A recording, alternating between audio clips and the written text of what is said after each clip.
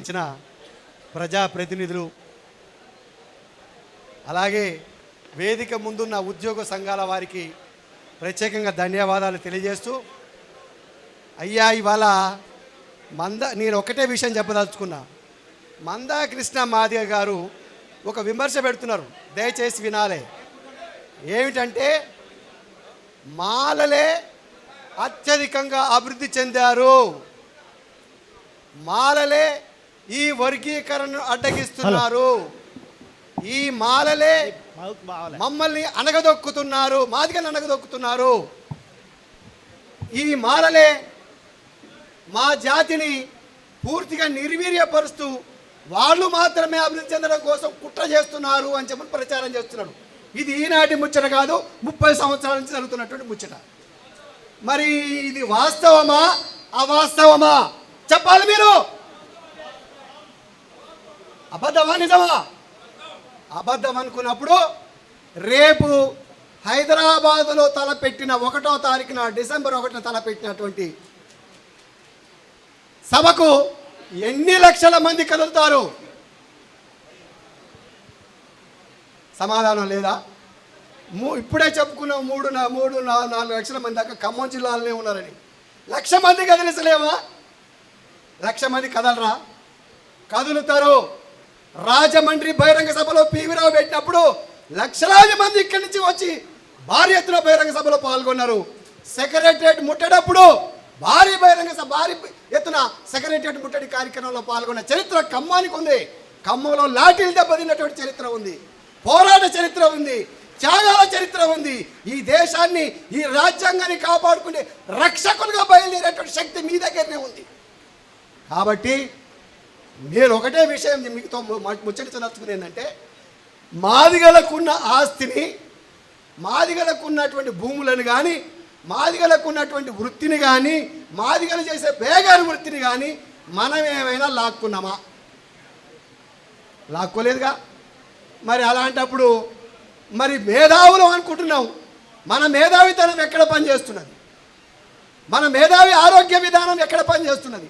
మన నిర్వీర్యం అయిపోయినాం, నిర్లజ్జగా మిగిలినాం, చేతగాని దద్దమ్మలాగా మందకృష్ణ 10వ తరగతి ఫెయిల్యూర్ అయినటువంటి వాడితో తిట్లబడుతున్నాం. ఇదా మనం చేయాల్సిన పని? ఇదేనా మనం సాధించినట్టు విజయం? ఇదేనా సుప్రీంకోర్టు దాకా పోయి జడ్జిమెంట్ తీసుకొచ్చుకున్నటువంటి విజయానికి కారణం? ఇదేనా ఈ రోజున మనం అంటరానితనానికి ఊరి బయట ఉండి ఈ రోజు వరకు కూడా రోడ్డు పక్క గదిలలో నివసిస్తూ ఆకలితో చస్తూ అలమటిస్తూ ఎదుటివాడు అమ్మ ఆకలినంటే మనం తినే తిండిలో సగం పెట్టేట్టు గుణం మాలవాడికి ఉంది. ఇదే మాలలను అసమర్థత కింద తీసుకుంటున్నారు. ఇదే మందకృష్ణ మాదిగ అవకాశంగా తీసుకుంటున్నాడు. ఇదే మందకృష్ణ మాదిగ ఇవాళ ఏమంటున్నాడు అంటే, మాలలు ఉరకండి మాలలు నరకండి అట. ఏ వృత్తి లేదని చెప్తున్నారు మాలలారా? మీ భార్య బిడ్డలతోటి వేస వృత్తులు చేసుకోమని అంటున్నాడు. తాస్వామి ఎదురొస్తే వదిలిపెట్టండి, మాలోడు ఎదురొస్తే రాళ్లతో కొట్టండి. ఇదా? ఏం పాపం చేసినామయ్యా? నువ్వు చదువుకోలేక ఊరికి బయట ఉంటే నీ చెయ్యి పట్టుకొని బళ్ళోకి తీసుకుపోయిన చరిత్ర మాలలకుంది, భాగ్యరెడ్డి వర్మకుంది. మరి అన్నం లేకపోతే పొలం దున్ని పంట పండించి పచ్చటి విస్తరలో పంచపక్ష పరమాణాలు వడ్డించిన చరిత్ర మాలలకుంది. నీ చరిత్ర ఏంటి? నీ చరిత్ర ఏంటి? డబ్బు చెప్పు తప్ప ఇంకోటి ఏమైనా ఉందా? అంతకు మించిన అభివృద్ధి ఏమైనా ఉందా? ఆ అభివృద్ధి కార్యక్రమాలు నువ్వు సాధించేయండి. ఇవాళ షూ మేకర్, బూట్లు తయారు చేసేటువంటి మేకర్ నీ మాదిగ జాతిలో పుట్టలేదు. ఎందుకు పుట్టలేదు? చెప్పులు కుట్టే వృత్తి కదా ఇది. షూ మేకర్ చేసేటువంటి గుణం ఉన్నటువంటిగా నీకోసం మహబూబ్ నగర్ జిల్లాలో షూ మేకర్ సంబంధించినటువంటి చర్మకారుల వృత్తిని పెట్టినారు కదా. ఈ వాస్తవాన్ని మర్చిపోయి లిడ్ క్యాప్ ద్వారా ప్రతి హైదరాబాద్లో కాదు ప్రతి చోట లిడ్ క్యాప్ డబ్బాలు పెట్టుకున్నారు. లోన్లు తెచ్చుకుంది ఎక్కడి నుంచి? ఎస్సీ కార్పొరేషన్ కాదా? మరి ఇవాళ ఇన్ని రకాలుగా నువ్వు అనుభవిస్తూ మాలలు అనుభవించారంటున్నారు. ఎక్కడ మాలలు అనుభవించింది? ఇవాళ ఈ ఖమ్మం జిల్లాలో 4 లక్షల జనాభా మాలలు ఉంటే కనీసం 1% 2% కూడా ఎస్సీ కార్పొరేషన్ లోన్లు అందుకున్న పరిస్థితి లేదు. మరి ఎవరు తిన్నారు ఈ సొమ్ము? నువ్వే తిన్నావు.